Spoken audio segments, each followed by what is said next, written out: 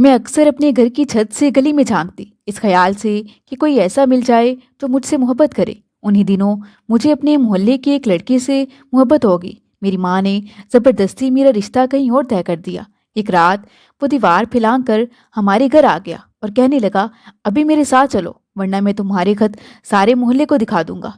एक रोज़ ये देखकर मेरे होश उड़ गए कि ये कहानी हकीकत पर मुबनी है और जिन खातून की हकीकी ज़िंदगी से ताल्लुक़ रखती है, मैं उन्हीं की ज़ुबानी बयान कर रही हूँ। कहानी में असली नामों की जगह फ़र्ज़ी नाम इस्तेमाल किए गए हैं। चलिए कहानी शुरू करते हैं। मेरे वालिद साहब पहले कुली थे। सुबह से शाम तक मेहनत करते थे, जिससे इतनी उजरत मिल जाती कि हमारा गुजारा हो जाता। एक बार बीमार हुए तो काफ़ी दिनों तक काम पर न जा सके। जब बीमारी से ज़ाफ़ आ गया और मुसाफिरों का भारी सामान उठाने से कासिर हो गए तो बेरोजगार होकर घर बैठ गए। इस तरह गुजारा कैसे चलता? घर में नौबत फाकों तक पहुंच गई। अब कोई गुजारा न था, लिहाजा वालिदा ने अपनी सोने की बालियां उनको दी कि इनको बेचकर किस्तों पर रिक्शा खरीद लें ताकि आमदनी का कोई तो जरिया बने।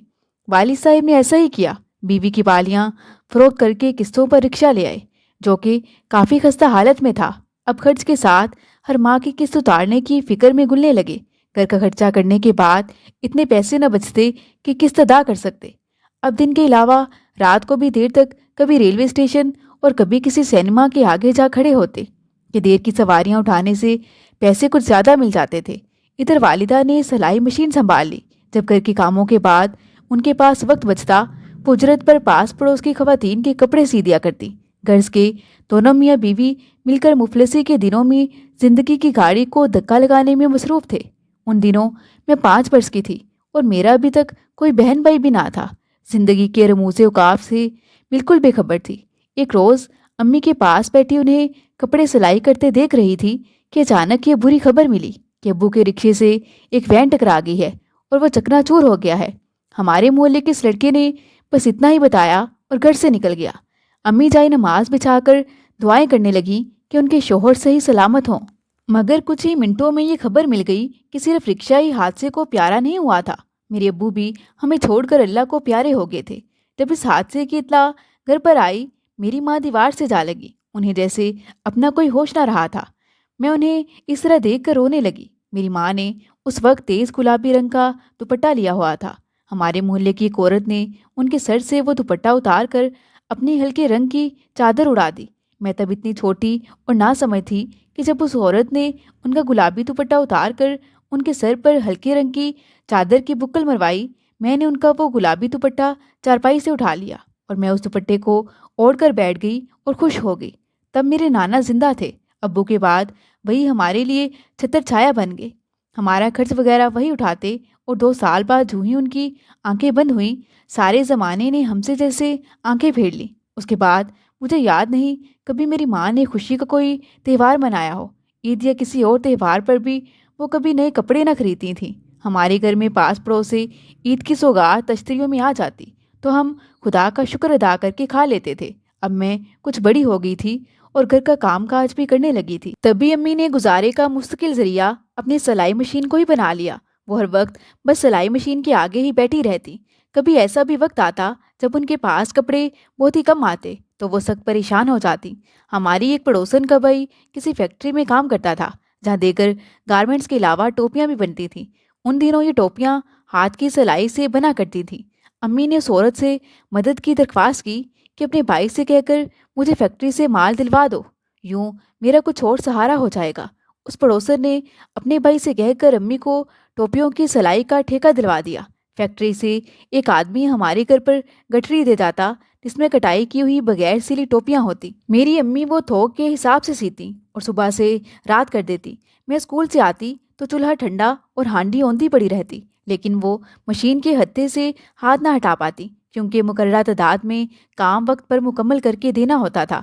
50 टोपियों की सिलाई में उजरत बहुत ही कम मिलती थी। इतनी कम उजरत पर किसी का भी ये काम करने को दिल नहीं चाहता होगा, लेकिन सच है कि मजबूरी सब काम करवाती है। और मेरी माँ भी यही सोचती थी कि कुछ भी ना मिलने से ये उजरत मिल जाना भी गनीमत है। कुछ वो कपड़ों की सिलाई से कर लेती थी और ये सस्ता ज़माना था। महीने भर की मुशक्क़त के बाद इतनी रकम मेरी अम्मी को मिल जाती कि घर में आटा, घी, दाल, सब्जी वगैरह आ जाती थी। بتاتی چلوں کہ میری امی بہت خوبصورت تھیں۔ شادی سے پہلے میری امی کے بہت سے اچھے گھرانوں سے بھی رشتے آئے، لیکن میرے نانا نے ہر ایک کو انکار کر دیا کہ وہ بیٹی کا رشتہ اپنے یتیم بھتیجے کو ہی دینا چاہتے تھے، جنہیں انہوں نے بچپن سے اپنے گھر میں ہی پالا پوسا تھا۔ یوں میری امی کی شادی ابو سے ہوگی۔ اب بھی محلے کی کئی عورتیں ان کی خوبصورتی اور پھر قسمت دیکھ کر افسوس کرتی۔ بیوہ ہونے کے بعد بھی نکاح ثانی کے لیے کئی رشتہ داروں کے رشتے ان کے لیے آئے جو طلاق یافتہ یا پھر بیوی فوت ہو چکی تھی اور دوسری شادی کے خواہش مند تھے۔ کئی رشتہ داروں نے بھی انہیں دوبارہ شادی کرنے کے مشورے دیے کہ ابھی تمہاری عمر ہی کیا ہے۔ میرے نانا نے بھی اپنی حیات میں کئی بار ان سے دوبارہ نکاح ثانی کے لیے کہا، لیکن ان کا ایک ہی جواب تھا کہ میں ایک بار شادی کر چکی ہوں، جو میری قسمت میں تھا مجھے مل گیا، اب میں دوبارہ شادی نہیں کروں گی اور اپنی بیٹی کے سہارے ہی زندگی جیوں گی۔ سوتیلا باپ نہ جانے کیسا ہو، اور میں نہیں چاہتی کہ میری بیٹی سوتیلے رشتوں میں زندگی گزارے۔ یوں میری خاطر وہ اپنے کندن سے روح پر غربت کا بھوت مل کر بیٹھ رہیں، یہاں تک کہ ان کے بال ان کے دوپٹے کے اندر ہی سیاہ سے سفید ہو گئے، مگر ان کو اپنے سیاہ و سفید کی کب فکر تھی؟ ان کی نظریں تو اب مجھ پر گڑی تھیں، میں جو عمر بیل کی طرح دن بدن بڑھتی ہی جا رہی تھی۔ میٹرک کے بعد میں گھر بیٹھ گئی۔ گھر میں بور ہوتی کہ نہ تو بات چیت کو کوئی بہن بھائی تھا اور امی تو ہر وقت بس اپنے کام میں مشغول رہتی۔ میں سخت تنہائی کا شکار تھی۔ اب فارغ وقت میں ٹی وی کے آگے بیٹھ جاتی، کچھ سہیلیوں کی باتیں سن سن کر اور کچھ ٹی وی پر ڈرامے اور فلموں کے باعث میرا بھی دل چاہتا کہ میں کسی سے محبت کروں یا کوئی مجھے چاہے۔ مجھے محبت کے کھیل بہت اچھے لگتے۔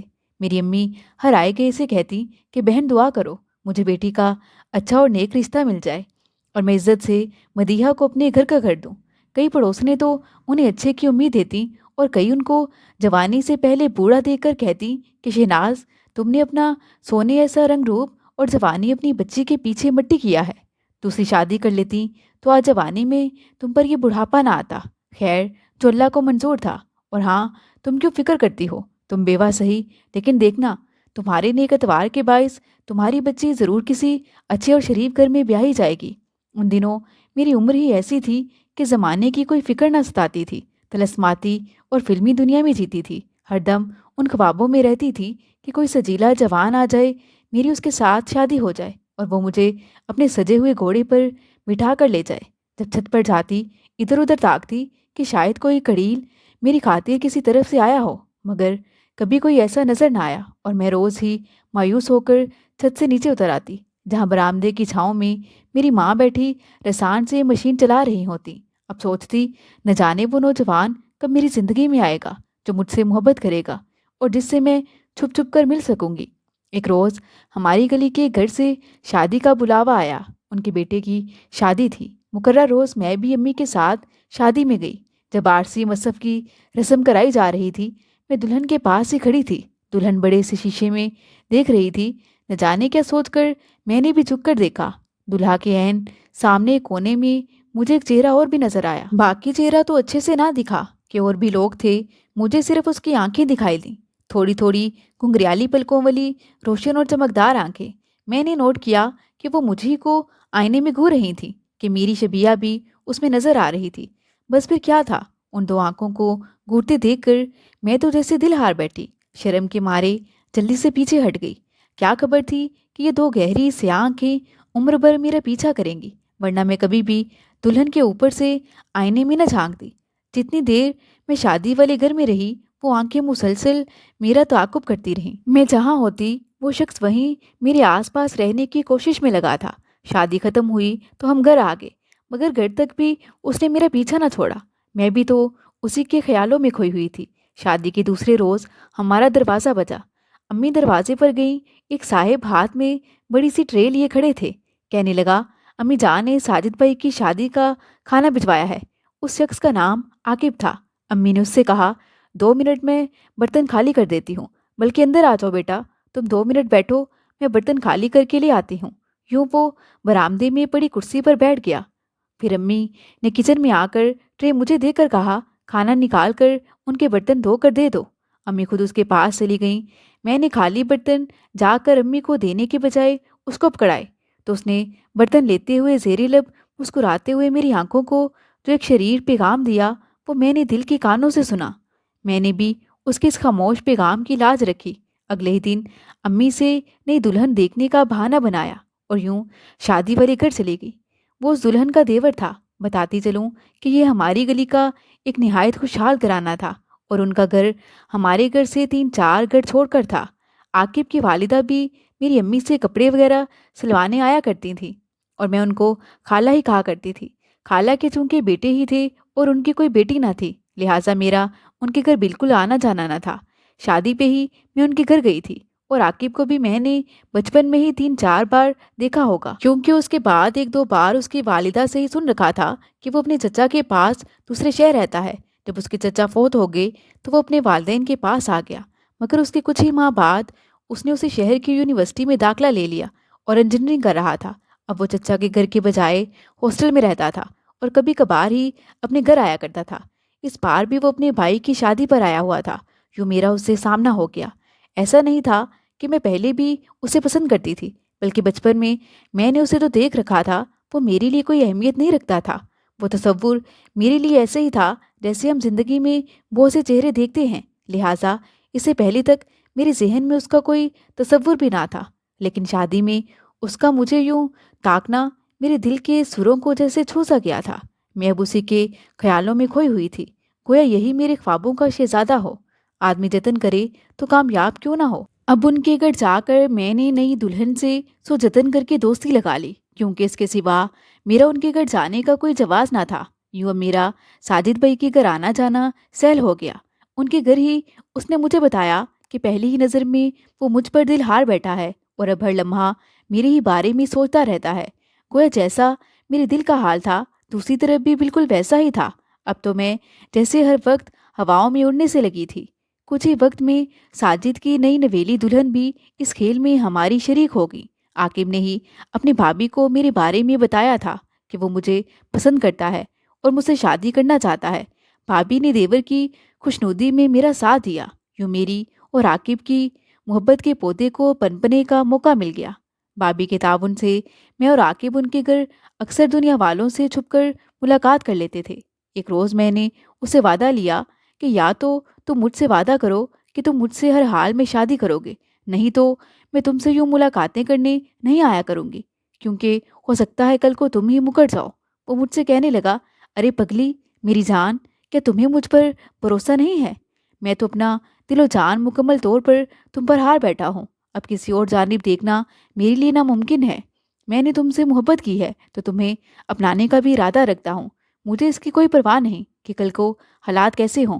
इस तरह आकिब ने मुझसे शादी करने का पक्का वादा कर लिया। आकिब की यूनिवर्सिटी की छुट्टियां ख़त्म हो गईं और वो वापस हॉस्टल चला गया। इधर मेरी माँ मेरा जहेज़ बनाने में लगी थी। वो इसी तगो-दो में थी कि जैसे ही मेरे लिए कोई अच्छा रिश्ता मिल गया तो वो मेरे हाथ पीले कर देंगी। मगर मैं आकिब के वादों के सहारे जी रही थी। उसने हॉस्टल जाने से पहले मुझसे बाकायदगी से खत लिखने का वादा लिया था और मैंने उसके वादे को भी उसकी भाभी के ज़रिए खूब निभाया था। वो मुझे खतूत अपनी भाभी के ज़रिए भेजता और मैं भी जवाब लिखकर उसकी भाभी को दे आती थी। वो भी मुझे काफ़ी हौसला देती और कहती कि मदीहा तुम परेशान ना रहा करो, बस थोड़े ही दिन रह गए हैं आकिब के आने में। दूसरा जैसे ही आकिब तालीम मुकम्मल कर लेगा तो हम तुम्हें दुल्हन बनाकर अपने घर ले आएंगे। फिर तुम दोनों हमेशा के लिए एक दूसरे के साथ हो जाओगे। मैं उनकी इन तसल्लियों और आकिब के बारे में किए गए मजाक पर बहुत खुश होती। अम्मी को रिश्ते ढूंढते देखकर मैंने उन्हें बता दिया कि मैं किसी और से शादी नहीं करूँगी।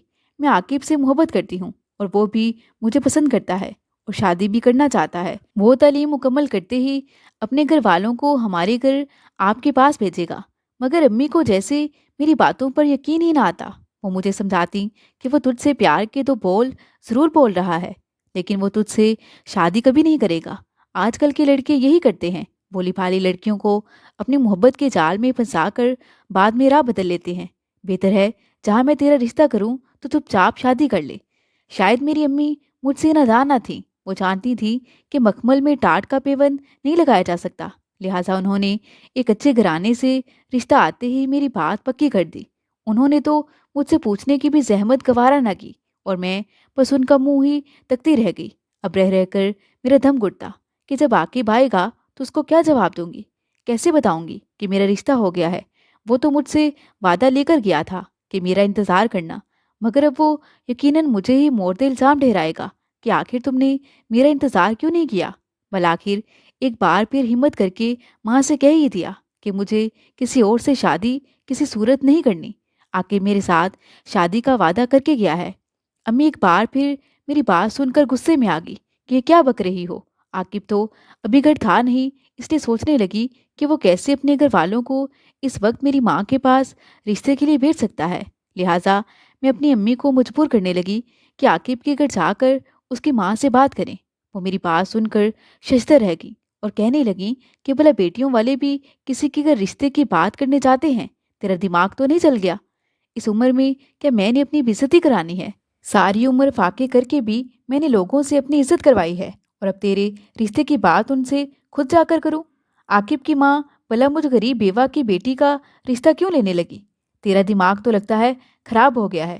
وہ کتنے امیر کبھی لوگ ہیں کہ عاقب کے واسطے ان کو لڑکیوں کی کمی ہے جو تیری جیسی کو بہو بنائیں گے۔ یہ مت بھول کے تو ایک بیوہ کی بیٹی ہے۔ یہ پٹی آخر کس نے تجھے پڑھائی ہے؟ اب یہ خواب و خیال چھوڑ دے اور عاقب کے وعدوں کو بلا دے۔ ان کے گھر جانے پر مجھے مجبور نہ کر۔ میں پہلے ہی جانتی ہوں کہ مجھے کیا جواب ملے گا۔ کوئی سیدھے منہ بات بھی نہ کرے گا۔ میری ماں یہ کہتے کہتے روحاسی ہو گئی، ان کی آنکھوں میں آنسو آ گئے۔ مجھے ان کی بے بسی پر ترس آیا۔ سوچا کہ وہ ٹھیک ہی تو کہتی ہیں۔ عاقب کی بھابھی میری ہم عمر تھی، اس لیے اس کھیل میں میرا ساتھ دے رہی تھی، مگر ہماری برابری کبھی نہیں ہو سکتی تھی۔ میری ماں نے میری خاطر اپنی جوانی کو بیوگی کی قبر میں دفن رکھا اور آج تک کوئی حرف تک نہ آنے دیا، تاکہ جب میں شادی کے لائق ہو جاؤں لوگ مجھے نیک چلن بیوہ کی بیٹی ہی کہیں، نہ کہ غلط عورت کی لڑکی سمجھیں۔ یہ ماں کی ریاست کا ثمر تھا کہ میرے لیے ایک شریف اور خوشحال گھرانے کا رشتہ آ گیا تھا۔ جب کافی سوچ سمجھ لینے کے بعد مجھے اپنا انجام صاف نظر آنے لگا تو میں نے سوچا ماں کے بقول اچھے رشتے بار بار نہیں آتے۔ میں بھی تو ہر ایک عورت کی زبان سے یہی فکرہ سنتی آئی تھی۔ خیریت اسی میں جانی کہ ماں کو پریشان کرنے کی بجائے قسمت کی بھاگ ڈور ان کے ہاتھوں میں تھما دوں، جنہوں نے ہزاروں دکھ سہ کر مجھے پالا اور پروان چڑھایا تھا۔ اب جیسے میری عقل کچھ ٹھکانے آ گئی تھی، سوچنے لگی عاقب کے انتظار سے کیا حاصل جب طبقاتی فرق اتنا واضح تھا کہ وہ میرا ہو ہی نہیں سکتا تھا۔ محبت کے ایسے جھوٹے کھیل سے خوشی کے پھول نہیں، غم کے کانٹے ہی جھولی میں گرتے ہیں۔ ادھر امی نے میری منگنی کی تاریخ دے دی۔ جن دنوں میری منگنی ہوئی عاقب انہیں دنوں چھٹیوں پر گھر آ گیا۔ اس کی بھابھی نے اسے میری منگنی کا بتایا تو اس نے مجھے پیغام کہلوایا کہ مدیحہ مجھ سے بے وفائی نہیں کرنا، میں یہ سب برداشت نہیں کر سکتا اور میں معاف کرنے والوں میں سے نہیں ہوں۔ میں نے جواب میں اسے کہلوایا کہ اپنی ماں کی بیوگی دیکھ کر ان کے دکھ اور بڑھانے کا مجھ میں حوصلہ نہیں ہے۔ وہ بیمار رہتی ہیں، اب ان کو تکلیف دینے کا مجھ میں حوصلہ نہیں ہے۔ مجھے معاف کر دو عاقب۔ میں جانتی ہوں کہ تمہارے والدین میرے رشتے کے لیے ماننے والے نہیں ہیں۔ جب عاقب کو یہ سندیسہ ملا تو وہ جیسے غصے سے دہک اٹھا۔ اس نے اپنی بھابھی سے یا مجھ سے تو کچھ نہ کہا، مگر اگلی رات کو دیوار پھیلانگ کر ہمارے گھر آ گیا۔ گرمیوں کے دن تھے، میں اور امی صحن ہی میں سو رہی تھیں۔ میری اماں دن بھر کی تھکی ہاری مشین چلاتے ہوئے اب گہری نیند سو رہی تھیں۔ وہ سیدھا میری چارپائی کی طرف آیا۔ خدا کی قدرت کہ میری آنکھ کھل گئی، اس کو سراہنے دے کر دہل کر رہ گئی۔ اس نے مجھے سرگوشی میں کہا، چپ رہو، میں عاقب ہوں، کوئی جن بوت یا چور وغیرہ بالکل نہیں ہوں۔ میں تمہارے سندیسے کا جواب دینے آیا ہوں۔ میں حیرت کی تصویر بنی ہل بھی نہ پا رہی تھی کہ کہیں امی اٹھ گئیں تو آج خیر نہیں، یا پھر شور مچانے سے محلے والوں کو خبر ہو گئی تو سارے زمانے میں مشہور ہو جاؤں گی۔ وہ کہنے لگا، تم کسی سے شادی نہیں کر سکتی، اور ہاں بس تیار ہو، تمہارے سارے خطوط میرے پاس ہیں، تم کسی سے شادی کر کے تو دکھاؤ، میں دیکھوں گا کہ کیسے کوئی تمہیں ڈولی میں بٹھا کر لے جاتا ہے۔ میں تمہارے خطوط سب کو دکھا دوں گا کہ محبت کی پینگیں میرے ساتھ بڑھا کر اب کسی اور سے شادی کرنے لگی ہو۔ تم نے کہا تھا کہ تمہیں گھوڑے پر بیاہ لے جانے والا دلہا پسند ہے۔ میں تمہیں بری برات سے اپنے گھوڑے پر بٹھا کر نہ لے آیا تو عاقب میرا نام نہیں۔ میں بار بار اسے جانے کو اصرار کر رہی تھی، مگر وہ ٹس سے مس نہ ہو رہا تھا۔ بالآخر میں نے اس وقت جان چھڑانے کو کہہ دیا کہ اچھا جو مرضی کر لینا، مگر اس وقت تم یہاں سے جاؤ۔ امی کی آنکھ کھل گئی تو وہ شور مچا کر محلے بھر کو جگا دیں گی۔ اس رات عاقب چلا گیا۔ اگلے روز کچھ چھپانے کی بجائے میں نے سب کچھ امی کو بتا دیا۔ وہ یہ سب سن کر پریشان ہوگی کہ اگر ایسی ویسی بات باہر نکل جائے تو وہ تو کسی کو منہ دکھانے لائق نہ رہیں گی۔ لہٰذا وہ دلہن بھابھی کے پاس گئی اور پھر ان کے کمرے میں اکیلے میں ان سے بات کی اور خدا کا واسطہ دیا کہ میری مجبوری سمجھو، تم اپنے دیور عاقب کو سمجھاؤ یا پھر اپنے ساس سسر کو راضی کر لو کہ آ کر میری مدیحہ کا رشتہ مانگ لے اور عزت سے اس کو بیاہ کر لے جائے۔ مجھے بھلا کیا اعتراض ہو سکتا ہے اس بات میں پہلے والی جگہ سے اس کی منگنی توڑ دوں گی۔ بھابھی نے میری والدہ کو حوصلہ دیا اور پھر اپنی ساس سے بات کی۔ وہ تو ایسی آگ بگولا ہوئی کہ بہو کو بھی خوب سنا دی۔ الٹا انہیں موڑتے الزام ٹھہرانے لگی کہ تم یوں ہی اسے ہمارے گھر بار بار نہ بلواتی تھی، تم نے اس کے ساتھ مل کر میرے بیٹے کو پھنسانے کی کوشش کی ہے، تبھی تو وہ گھر آ کر بھی اور ہی چکروں میں رہتا ہے، اس کا تو دھیان ہی کہیں اور رہتا ہے۔ میں تو تمہیں اچھے خاندان کی سمجھ کر بیاہ کر لائی تھی، مگر تم ہمارے گھر میں یہ کھیل چلوا رہی تھی۔ اب دلہن بھابھی کو بھی اندازہ ہو گیا کہ یہ ناممکن ہے، اس کے ساس سسر کسی صورت مجھے بہو بنانے والے نہیں ہیں۔ اب وہ اپنی نادانی پر پچھتا رہی تھی۔ انہوں نے عاقب کو بھی سمجھایا کہ باعزت بیوہ کی عزت کو نیلام مت کرو، اس کا کیا قصور ہے، جبکہ تمہارے والدین کو ہی مدیحہ بہو کے طور پر قبول نہیں ہے۔ اگر بگا کر لے جانے میں اپنے خاندان اور ایک غریب بیوہ کی عزت افزائی سمجھتے ہو تو لے جاؤ بگا کر، پھر دیکھی جائے گی جو ہوگا۔ غرض دلہن بھابھی نے اس قدر سمجھایا کہ بات عاقب کی سمجھ میں آ گئی، کیونکہ اس معاملے میں دلہن بھابھی خود بھی لپیٹ میں آ رہی تھی۔ ان کے کہنے پر عاقب اپنے ارادے سے باز رہا۔ شاید کہ والدین سے بغاوت کا بھی اس میں حوصلہ نہ تھا، بس یہی کہتا تھا کہ مدیحہ کو چاہیے کہ 5 سال میرا انتظار کر لے، تب میں تعلیم مکمل کر لوں گا، خود مختار ہو جاؤں گا تو اس کے ساتھ شادی بھی کر لوں گا، چاہے جس طرح سے بھی کرنا پڑے۔ لیکن یہ بات روزے روشن کی طرح یاد تھی کہ اتنی مدت کا انتظار میری ماں کے لیے سہانے روح تھا۔ پھر کیا ضمانت تھی کہ اس کے بعد بھی حالات ہمارے مواقف رہتے یا اس کے والدین کوئی رکاوٹ نہ ڈالتے۔ ایک روز دلہن بھابھی نے مجھے پیغام کہلوایا کہ عاقب تم سے آخری بار ملنا چاہتا ہے، میری ساس گھر نہیں ہے، تم آ جاؤ۔ یوں میں آخری بار ان کے گھر گئی۔ آج ان کے گھر پر کوئی بھی نہ تھا۔ دلہن بھابھی بھی کچھ دیر ہمارے پاس بیٹھنے کے بعد اپنے کمرے میں آ گئی۔ پہلے تو عاقب نے مجھے خوب بے وفائی کے طعنے دیے اور کافی گلے شکوے کیے، اور پھر کہنے لگا کہ ابھی بھی تمہارے پاس وقت ہے، اچھے سے سوچ سمجھ لو، کہیں کوئی غلط فیصلہ نہ کر لو کہ عمر بھر پچھتانا پڑے۔ اس نے مجھے اس قدر جذباتی کیا کہ میں روحانسی ہوگی، تبھی وہ بھی پریشان ہو گیا، پھر مجھے چپ کرانے لگا، مگر جلد ہی میں اس کے ارادے بھانپ گئی۔ وہ جیسے اپنے ہوش و حواس کھونے لگا تھا، میں نے خود کو اس سے چھڑانا چاہا، مگر وہ جیسے اپنے ہوش و حواس میں تھا ہی نہیں۔ بالآخر میں رونے لگی اور اس سے بھابھی کو آواز دینے کو کہنے لگی، تبھی اس نے اپنے قدم جیسے روک لیے۔ وہ مجھ سے معافی مانگنے لگا، مگر میں اب وہاں ایک لمحہ بھی رکنا نہ چاہتی تھی۔ میں نے خدا کا شکر ادا کیا اور گھر کو بھاگی۔ اس کے بعد میں نے ان کے گھر کبھی نہ جانے کی قسم کھا لی۔ اس کے بعد عاقب نے 2-3 بار مجھے پیغام کھلوایا اور اپنی غلطی کی مجھ سے معافی بھی مانگی۔ اس نے بتایا کہ وہ اپنی حرکت پر شرمندہ ہے۔ چند روز بعد وہ واپس ہاسٹل لوٹ گیا۔ وہ میرے سارے خطوط بھی بھابھی کو دے گیا کہ یہ مدیحہ کو دے دینا، وہ اپنے ہاتھوں سے جلا دے گی۔ بھابھی نے خطوط مجھے دیے اور میں نے اپنے گھر لا کر ہاتھوں سے جلتے چولہے پر رکھ دیے۔ اس طرح ایک بیوہ کی عزت سر عام رسوا ہو جانے سے بچی۔ میری شادی کی تاریخ رکھ دی گئی۔ ان دنوں میری ماں اپنی سلائی مشین بند کر کے میری شادی کی تیاریوں میں مصروف ہوگی۔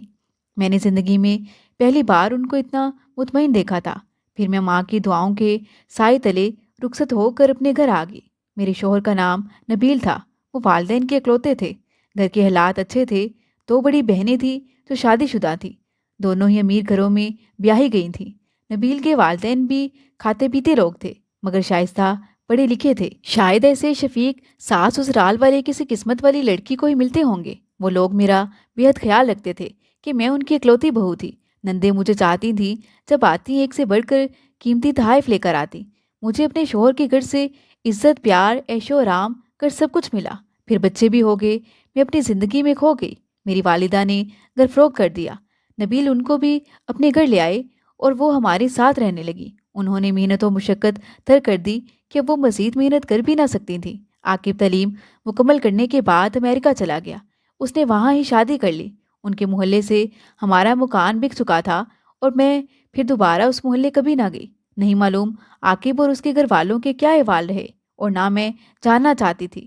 اللہ نے میری بیوہ ماں کی دعاؤں سے مجھے ہر خوشی دی اور میں نے عاقب کی محبت کو لڑکپن کی بھول سمجھ کر بھلا دیا۔